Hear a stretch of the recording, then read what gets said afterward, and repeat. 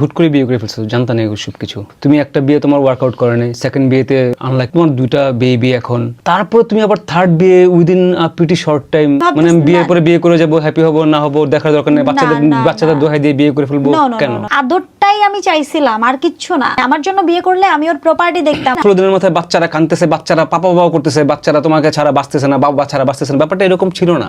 ব্লেমটা তোমার উপর নেওয়া উচিত। যারা তোমাকে বলে না যে আম্মু তুমি বিয়ে করো, আমরা অনেক নাচানাচি করবো, তো তোমার চেয়ে বেশি ওদের লাইফ তুমি কমপ্লিট করে ফেলছো। So all your fault. যাদের কথা বলতেছো যে ও বলছে ও এতিম বাচ্চাকে দেখো, ভাই ও এতিম বাচ্চাকে দেখার ওকে, এটা আমি অকপটে স্বীকার করছি। এবং আমার জীবনের যদি কোনো রিগ্রেট থাকে, এই একটা রিগ্রেট আমাকে মৃত্যুর আগ পর্যন্ত মানে ভোগাবে। মানে থার্ড বিয়েটা কয়দিনের পরিচয় বিয়ে করছো?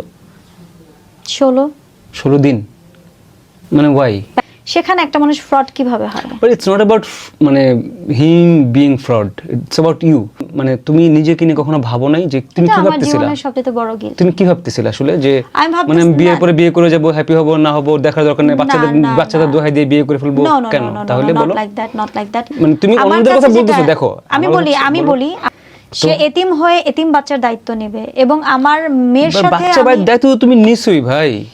একটা বাবার আদর, একটা বাবার কোল, একটা বাবা হাতে ধরে নিয়ে যাওয়া, এখন আমার বাচ্চা যেভাবে পাপা পাপা করে, এই আদরটাই আমি চাইছিলাম, আর কিচ্ছু না। আমার জন্য আমি বিয়ে করি না, অনেক কিছু দেখতাম, কিন্তু আমি কিছু দেখি না।